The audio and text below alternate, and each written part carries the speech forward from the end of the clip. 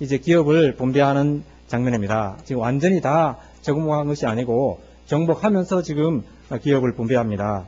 1절을 보니까 기업을 분배하는 책임자가 나옵니다. 첫째는 대제사장 엘르아살, 아론의 셋째 손자가 됩니다. 셋째 아들이 됩니다. 그 다음에 눈의 아들 여호수아, 그리고 각 지파 족장들 이렇게 나옵니다. 요즘 말로는 정말 완전한 상권 분립이 잘 된 상태예요. 지금 정복 전쟁은 정치 군사 지도자 여호수아가 지금 이끌고 있지만 가나안에 들어와서 이제 가나안의 기본은 이 삼권이 잘 분립돼 가지고 대제사장 그리고 정치 지도자 그리고 각 족장들 이런 식으로 잘 이렇게 연합이 된 모습을 보여줍니다. 순서는 대제사장이고 그 다음 정치 지도자입니다. 오늘날 우리 교회 그 다음에 지도자들의 권위가 땅바닥에 떨어져서 심지어 뭐 한국교회는 지금 한국교회 최대 우상은 정치다고 할 만큼 종교가 정치 밑으로 들어가 버렸어요. 지금 이제 그런 상태지만 원래는 정치 지도자보다 종교 지도자가 먼저였습니다. 그런데 중요한 것은 이 이제 기업 분배하는 지도자들이 골고루 선발되었다. 이 말은 바로 골고루 잘 배분되었다. 골고루 선발되었다. 이 말, 권한이 잘 분립되었다. 이 말이 바로 이스라엘의 일치와 연합이다. 이렇게 평가를 합니다. 일치와 연합이라는 것이 한 사람의 말을 모든 사람이 듣고 일사불란하게 움직이는 걸 가지고 연합이라고 하지 않습니다. 그건 이제 공산주의입니다. 공산당입니다. 그렇지 않고 이렇게 여러 사람들의 말이 다 소통이 되고 서로가 서로에게 공평하게 되는 이것이 진짜 일치요 연합이라는 겁니다. 그렇게 소통되는 연합, 이 은혜스러운 분위기 속에서 모든 조직이 공평하게 대우를 받고 권리를 가지게 되었습니다. 민수기 26장, 33장, 34장에 보면 기업을 분배하는 방식이 나옵니다. 인구에 따라서도 기업을 분배합니다. 그런데 그 인구 수보다 먼저 제비 뽑기로 땅을 정합니다. 우리가 생각할 때는 인구가 많은 지파에 큰 땅을 줘야 되겠다 하지만 하나님은 그렇게 우리의 이성대로 우리 생각대로 주지 아니하시고 먼저 제비 뽑기를 했습니다. 대충 제비 뽑기를 보면 그런 순서로 되어 있기는 하지만 이스라엘 사람들은 그 하나님의 제비 뽑기를 잘 순종했습니다. 저도 평생에 2번 제비 뽑기를 한 적이 있어요. 상당한 것을 제가 포기도 했고 이제 그렇게 했는데 저는 제비뽑기 마지막에는 우리가 택해야 될, 우리도 지금 직분자 뽑을 때 보면 동수가 나오면 다득점 순으로 우리 직분자를 택하게 그렇게 규약을 하지 않고 제비뽑기로 하기로 했습니다. 어떤 교단에 보면 총회장도 제비뽑기로 합니다. 그렇게 하면 그것 때문에 금권 선거가 있을 수가 없죠. 더더욱 열심히 기도하게 되지 않겠습니까? 그러니까 여기에 이 사람들은 그 제비뽑기를 굉장히 중요하게 생각을 했고, 그 말은 우리의 이성과 다르더라도, 내 생각과 다르더라도 그 말씀을 존중했다, 이런 뜻으로 생각이 됩니다. 그런데 이제 여기서 칼빈이 강조하는 한 가지가 있습니다. 칼빈은 이 제비뽑기는 대략적인 지역을 정한 것이지 정확한 지역을 정한 것이 아니다, 이렇게 이야기합니다. 오늘 성경에는 쭉 어디서 어디까지 경계 말씀은 하죠. 그런데 전체 우리 역대기까지 보면 이 정복 전쟁은 정해준 대로 된 것이 아니고요, 본인이 밟은 대로 되어지는 것을 봅니다. 칼빈은 그것을 강조합니다. 지파의 경계선은 이후 각 지파가 어떻게 땅을 정복하느냐에 따라서 결정되었다. 그것을 굉장히 중요하게 봅니다. 그래서 각 지파는 서로 안 보이는 신경질이 있었을 거고 지파 안에서 집안마다도 상당한 신경질이 있었을 겁니다. 특히 인구 많은 유다 지파에게는 더더욱 그랬습니다. 일부 우리 이제 정통 보수 신학 하시는 분들은 특히 극보수가 그렇습니다. 천국에는 상급의 차별이 없다. 천국에 만약 차별이 있다면 그것이 어떻게 천국이냐, 이제 이렇게 이야기를 합니다. 저는 상당히 잘못되었다 생각합니다. 그분들은 상급이 있다는 것이 사탄적인 사상이라고 봅니다. 저는 잘못된 것이 아닐까 이렇게 생각합니다. 왜냐하면 천국은 계속 상급을 강조합니다. 구원이라는 것이 똑같이 구원이 최고의 상급이고 그렇기 때문에 똑같이 차별이 있을 수가 없다고 생각하죠. 그런데 구약의 많은 성경을 보고 신약의 성경을 봐도 그렇지 않습니다. 오늘도 마찬가지예요. 오늘도 이 밟는 땅이 자기 땅이 되는 것을 보면 얼마나 했느냐, 행한 대로 결국 상급을 받습니다. 예수님도 그렇게 말씀하셨고, 바울도 경주하는 자가 여러 명이 경주를 하지만 면류관을 받는 사람은 한 사람뿐이라 그랬거든요. 차별이 분명히 있습니다. 만약에 차별이 없다 그렇게 얘기한다면 저는 이렇게 말하고 싶습니다. 그 상급의 기회에는 차별이 없습니다. 누구에게나 똑같은 기회가 주어졌다, 이 점에서 공평한 것이지, 똑같은 기회 속에서 열심히 일한 사람과 열심히 땅을 밟은 사람과 그렇지 않은 사람이 똑같아진다면 그건 공평할 수가 없는 거죠. 그래서 우리에게 기회는 공평하다 이렇게 생각합니다. 분명히 성경에는 해의 영광, 달의 영광, 별의 영광, 별과 별의 영광이 다 다르다고. 그 영광이 왜 달라집니까? 그것은 이 땅에서 내가 어떻게 행했느냐에 따라서 달라진다고 생각합니다. 갈렙은 결국 헤브론을 공격해서 자기의 기업으로 만듭니다. 그런데 단순히 이 갈렙이 헤브론만 정복한 것이 아니고 보이지 않는 것을 많이 정복을 했죠. 이 설교는 제가 한 2년 전에 한번 한 것 같습니다. 첫째는 그는 나이의 산지를 정복했습니다. 지금 85세예요. 아브라함을 75세 때 부르셨고 모세를 80에 부르셨는데 그것도 나이가 참 많다 했는데 갈렙은 지금 85세입니다. 대부분 나이가 들면 이제 많이 잊어버린다고 하거든요. 근데 무엇을 잊어버리냐? 내가 잘못했던 것은 다 잊어버린대요. 내가 잘한 것만 자꾸 생각하고 지금 생각하는 것도 내 유리한 것만 생각한다는 거예요. 근데 갈렙은 그렇지 않았습니다. 갈렙은 지금 상당히 불리한 시점입니다. 자기가 나이가 많고 자기가 앞장서서 이 정복전쟁을 했는 사람이기 때문에 자기의 고난을 이때까지 내가 얼마나 많은 일을 했느냐 이렇게 말할 수 있습니다. 내가 너희들 나이 때에 나는 얼마나 열심히 했는지 모른다고 이런 말을 할 수가 있었지만 그는 그렇게 말하지 않았습니다. 유다지파가 가장 큰 지파죠. 그러니까 보이지 않는 지금 한 평이라도 더 얻으려고 다 이런 시점에 그는 그 공동체가 어려움이 닥쳤을 때 자기가 나가서 땅을 개척하겠다 이렇게 이야기를 했습니다. 위대한 사람입니다.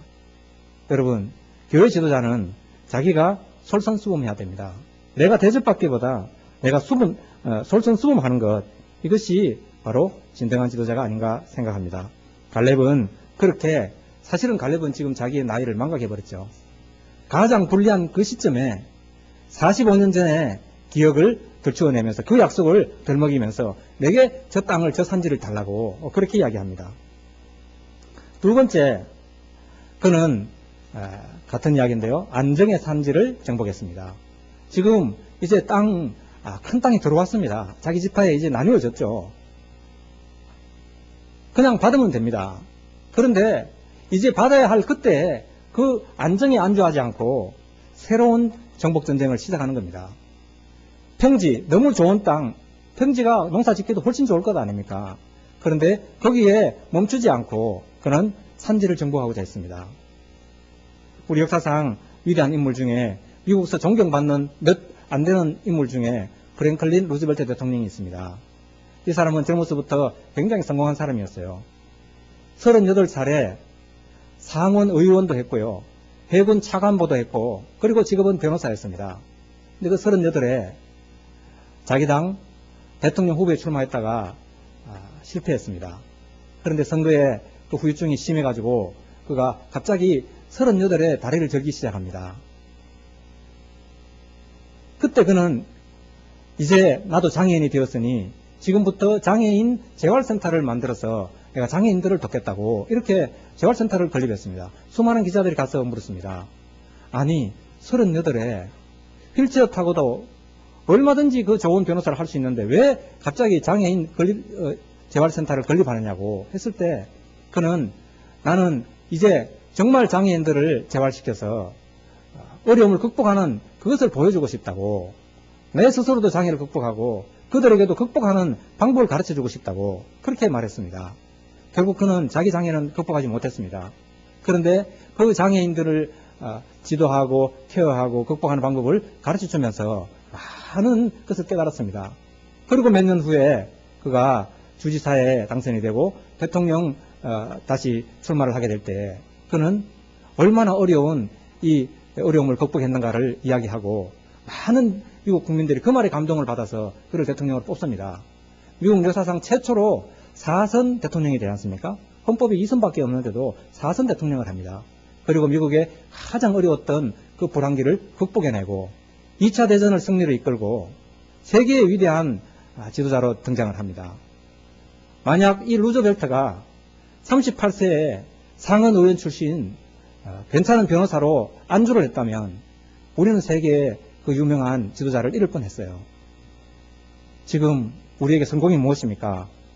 여러분, 우리에게 성공은 아무것도 아닙니다. 그 성공 때문에 어쩌면 더 큰 도전을 잃어버립니다. 누구에게나 사실은 그 힘든 산들이 다 있어요. 그런데 어떤 사람에게는 그 힘든 산이 거침돌이 되죠. 그렇지만 어떤 사람에게는 거기에 디딤돌이 됩니다. 여러분에게 있는 장애가 여러분의 디딤돌이 되기를 축복합니다. 세 번째, 이 갈렙은 그 차별의 산지를 넘었습니다. 그는 그니스 사람 이렇게 나오거든요. 민수기에 보면 그나스 사람이라고 나옵니다. 에돔 출신입니다. 그러니까 유다 지파기는 하지만 에돔 출신, 에돔 사람이에요. 아마 모세가 출애굽할 때 수많은 잡족들이 함께 나왔기 때문에 그때 함께 나온 사람들이 아닐까 생각합니다. 그러니까 이미 출애굽 때부터 유대인들만 구원받은 것이 아니고 세상의 모든 족속들이 다 구원을 받았습니다. 어떤 족속이라도 자기 집 문에 문설주와 문지방에 어린 양의 피를 바른 사람들은 다 구원을 받았습니다. 그리고 함께 출애굽을 했어요. 에돔 족속으로서 그는 정복 전쟁을 했고 위대한 인물이 되었습니다. 성경 여러 곳에 보면 한 곳에는 갈렙만 온전히 충성했다 이렇게 나오고 어떤 구절에는 갈렙과 여호수아가 충성했다 이렇게 나옵니다. 갈렙이 더 뛰어났어요. 하나님 앞에 온전히 충성한 사람입니다. 그런데도 불구하고 그가 모세의 후계자가 될 때 아예 이름에도 들어가지 않았습니다. 그는 이렇게 말할 수 있습니다. 내가 더 열심히 했는데 또는 내가 무슨 자격이 부족해서 나는 후계자가 못 되냐 이렇게 말할 수 있었지만 그는 그렇게 말하지 않았습니다. 나는 이방 사람 출신이니까 그래 그러려니 이렇게 생각을 했던 것 같아요. 그리고 더더욱 충성을 하죠. 오늘 여호수아에게 이야기합니다. 여호수아는 자기의 동료이며 어쩌면 경쟁자임에도 불구하고 그에게 허락을 받습니다. 모세가 내게 약속한 땅 내놓아라 이렇게 말하지 않고 허락해달라고 하지 않습니까? 여호수아가 허락을 합니다. 그리고 와서 온전히 산지를 정복합니다. 여러분, 모든 사람에게 차별이 다 있습니다. 누구에게나 차별이 있습니다. 저는 우리가 그 무엇 때문에도 사람을 차별하지 않는 것 중요하다고 생각합니다. 그렇지만 내가 그 차별에 열등감을 느끼지 않는 것이 더 먼저입니다. 보통 머리 좋은 사람들이 열등감을 많이 느낀다고 하거든요. 차별감을 많이 느낍니다. 차별감을 느끼면 나는 머리가 좋구나 이렇게 생각하시고 감사하시고 전혀 못 느끼면 못 느끼는 대로 감사하세요. 갈렙은 이 헤브론을 정복합니다. 그리고 성경은 이렇게 말합니다. 갈렙이 그가 이스라엘의 하나님 여호와를 온전히 쫓았음이라. 그리고 그 땅에서 전쟁이 그쳤더라. 이렇게 시작합니다. 누군가 온전히 하나님을 쫓으면 전쟁이 그칩니다. 저는 여러분들이 또 우리가 전쟁의 종결자가 되기를 원합니다. 전쟁을 만드는 사람이 아니고 전쟁을 그치게 하는 사람, 온전히 주님을 쫓는 사람이 그 일을 일으킨다고 생각합니다. 말씀을 맺고자 합니다. 부분적으로 우리가 하나님께 순종하면서 복받기를 기대하면 저는 참 욕심이다 생각합니다. 온전히 따라야 됩니다. 온전히 정복해야 전쟁이 그쳐집니다. 얼마나 오래 살았느냐 별로 중요하지 않습니다. 하나님 앞에 얼마나 많은 사건이 있었느냐가 중요합니다. 지난 시간에 한번 말씀을 드렸습니다. 우리 인간의 시간, 이 크로노스는 그냥 몇 년 살았다는 것을 이야기하지만 이 하나님의 시간 카이로스는 얼마나 많은 사건이 있었냐가 중요합니다. 여러분, 저는 우리 교회가 많이 부흥해야 된다고 생각하지 않습니다. 그런데 우리 각 개인에게 하나님과의 귀중한 신앙의 사건이 있어야 된다고 생각합니다. 그것이 없으면 교회도 우리 자신도 생명력 없는 신앙에 살게 됩니다. 지난주에 파키스탄에서 제가 편지 하나 받았습니다. 윤갈렙 선교사님 편지를 보냈는데 벽돌 공장 그 애들을 모아놓고 공부를 하잖아요. 여학생들은 재봉 학교도 합니다. 우리도 조선시대 처음 교회가 선교사들이 왔을 때 학교를 해도 여자애들은 안 가르친다는 거예요. 그래서 한 것이 제공학교를 시작했어요. 그러니까 아마 파키스탄에서도 그렇게 하나 봅니다. 제공을 가르치면서 글을 가르치고. 그런데 지금 한 3, 4주간 안 나오는 아이가 있어서 멀리 집에까지 한번 가정 방문을 했더니 지금 이제 겨울이 되고 일주량이 부족하니까 벽돌 이렇게 만드는 시간이 일주량 때문에 너무 부족해져서 하루 생계가 안 되는 겁니다. 아버지하고 몇 사람이 일을 해도. 그래서 어린 딸이 함께 지금 벽돌을 만듭니다. 종일 벽돌을 만드는데 한 4, 5천 원 받는데요. 그런데 이제 그 손등을 보니까 거미줄처럼 손등이 다 가려졌대요.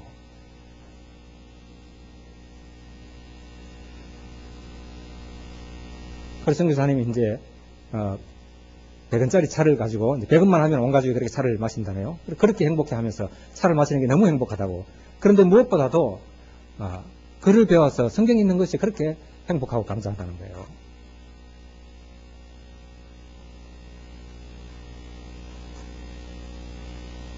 남과 비교하고 남은 저런데 나는 왜 이럴까 이렇게 생각하면 스스로도 용기를 다 잃어버립니다. 감사도 사라지고 열등감에 사로잡히지만 하나님과 나와의 관계만 생각하면 언제나 무엇에나 감사할 수 있다고 저는 믿습니다. 똑같은 환경에서 출발하지 않았기 때문에 여러분 상급증은 다르다고 생각합니다. 한국 교회가 받을 상급과 파키스탄 교회가 받을 상급은 이름이 출발점이 공평하지 않기 때문에 완전히 다릅니다. 저는 확실하게 믿습니다. 그것이 하나님의 그 상급의 공평함이라고 저는 믿습니다. 천국은 분명히 공평합니다. 구원에서 공평하고 받는 상급의 기회가 같았다는 점에서 공평합니다. 이 땅에서도 분명히 같은 기회를 주셨습니다. 저는 그 미국 서부 개척 시대를 생각해 봅니다. 그때 보면 똑같이 깃대를 들고 출발해가지고 먼저 땅에 깃대를 꽂는 그 땅이 자기 땅이 되는 그런 거 보셨죠. 그렇습니다. 지금은 기회가 똑같습니다. 우리에게 열린 기회는 똑같이 있습니다. 언젠가 그 기회가 닫힐 때는 이제는 더 이상의 기회가 없습니다. 목숨을 걸고 땅에 투자를 하시기 바랍니다. 사람들은 모이면 땅 이야기를 많이 합니다. 그래도 땅에 투자하는 것이 최고라고 제가 맞다고 생각합니다. 그런데 그 땅이 이 땅이 아니고 하늘의 땅이 되어야 진짜 대박이 됩니다. 진짜 대박은 하늘 땅에 있습니다. 그냥 수십 배가 아니고요. 수천 배, 수만 배의 상급으로 돌아옵니다. 톨스토이의 유명한 단편이 있죠. 사람에게 얼마나 땅이 필요할까 하는 단편이 있습니다. 거기 보면 빠요미라고 하는 어떤 가난한 소작농 청년이 나오는데 어느 날 주인이 부릅니다. 빠요마, 너 내게 좋은 기회를 하나 주겠다고. 내일 새벽에 일어나서 깃대를 들고 쭉 다니면서 네가 밟고 돌아오는 모든 땅, 깃대 꽂아놓은 모든 땅 다 네게 주겠다. 단 해질 때 전까지는 돌아와야 된다. 이렇게 말을 했어요. 이 빠염이 가면서 좋은 땅에 다 깃대를 꽂고 발로 밟고 표시를 해놓고 이제 돌아옵니다. 너무 좋아가지고 하다 보니까 어떻게 됐습니까? 곧 서산의 해가 저물기 시작합니다. 놀라가지고 못 돌아가면 아무리 꽂아봐도 소용이 없으니까 열심히 돌아왔습니다. 겨우 해지기 직전에 돌아왔습니다. 그리고 죽었습니다. 주인은 그에게 땅 한 평을 주고 거기에 무덤을 만들어줬거든요. 여러분, 세상 사람들은 그 땅을 위해서 목숨을 버려요. 땅과 목숨을 바꾸는 게 세상 사람입니다. 우리는 천국 상급과 목숨 바꿀 필요 없습니다. 목숨 소중하니까 여러분 천국 상급에 욕심만 가지면 됩니다. 천국은 세례 요한의 때부터 침노를 당한다고 했습니다. 누구에게나 열려 있습니다. 여러분에게 그 열린 천국의 상급이 있으시기를 바랍니다. 특별히 여기서 말하는 기업은 생명을 이야기합니다. 그럼 얼마나 많은 생명을 구하고 또는 얼마나 많은 분들에게 복음을 전하느냐. 복음 전하면 여러분 신앙의 모든 문제가 다 해결됩니다. 아무리 어려움을 당해도 복음 전하는 기쁨으로 상쇄되고 남습니다. 씨 뿌리는 비유 분명히 이야기합니다. 씨 뿌리는 비유가 우리가 옥토가 되어라는 뜻이 아니고요. 열심히 씨 뿌리라는 뜻입니다. 씨를 뿌리다 보면 길바닥에도 가고요. 여러분 돌밭에도 가고 가시밭에도 가고 안 나죠. 마음이 아픕니다. 그러나 옥토에서 나는 그 소출이 너무 크기 때문에 바깥으로 가고 없어진 것보다 내 수고가 헛되게 된 것보다 더 많은 결실을 맺습니다. 우리가 비록 초라하게 뿌릴지 모르지만 여러분 받는 상급은 나중에 엄청난 것을 받게 됩니다. 그때 여러분에게 엄청난 힘이 되고 또 오늘도 뿌리면서 항상 위로를 얻게 될 줄로 믿습니다. 우리 포도원 교회 모든 성도가 정말 큰 상급을 받는 여러분 되기를 축복합니다. 예, 다 일어나셔서